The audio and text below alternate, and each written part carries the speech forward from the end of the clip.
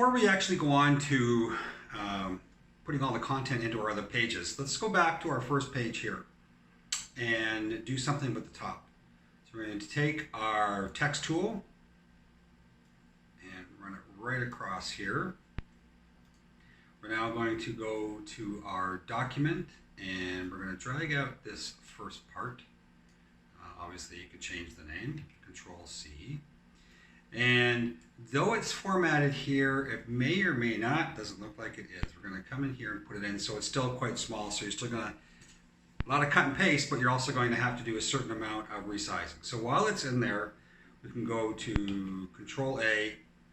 And then I'm going to use a font that is something I've really come to enjoy, and it is Avener. And I'm going to, for this, I'm going to use the heavy or black, and I'm going to make it 72, and it might even have to go a little bit less. Okay, so 48. We're going to go center, and I'm going to just choose the blue that's here. Okay, that's that. So what we have now is in my selection tool, move that up, move this down. So there's a few things we have to do with this.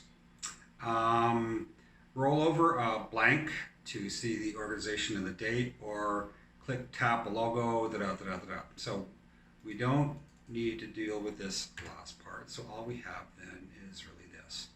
So we can bring it down a bit.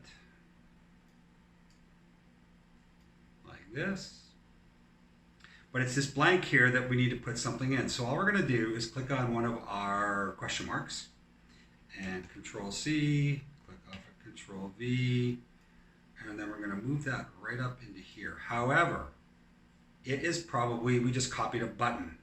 So we're going to open up the button piece, and what we're going to do is we're going to go down here and it says convert to an object. So we're going to click on that, and basically it stops it from being a button. So anything that's a button you want to revert back, you can go down to there and it does it again. So now we have our little piece here that is just an object now, right? And we might want to center it a bit. So roll over to see the organization, and date, so that's going to come out. Now that means we have to now move the bar a bit.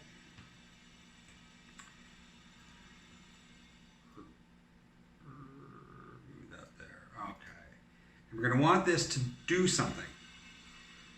Now I can click on it. The problem is it is just the text. We want the text and the question mark to do the same thing. So we want to highlight all of this, and it's highlighting the text box and it's highlighting this.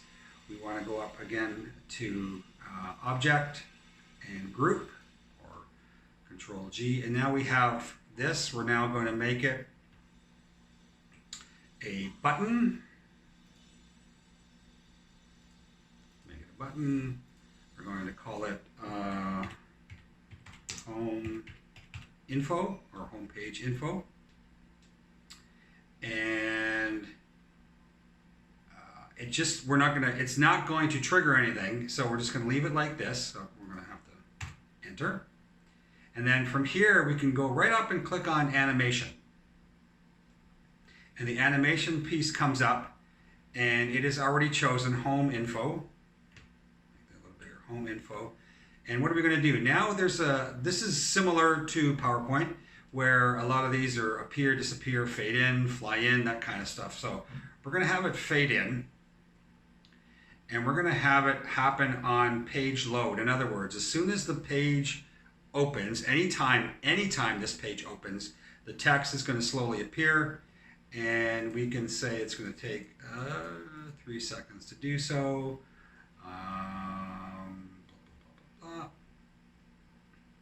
Except we did forget something here, though. So that is set, home info, on page load. On some of the other stuff, we're going to say on click, so what you're going to do later on when we do the pages. So that's the animation piece done. We need to go back though to the button. Why? Because we forgot to say hidden until triggered. Okay, so if that has worked properly, when we go back to our here, the preview, so we can see it, we're on the single page, we hit the play button, and you can see it comes up. So you can play around with that. You can have it come in from different sides, from the top. You can have it come up really slow, etc. So again, we'll click play, so you'll see it starts blank and then comes in, and it can even come in a little faster. So that's that part done.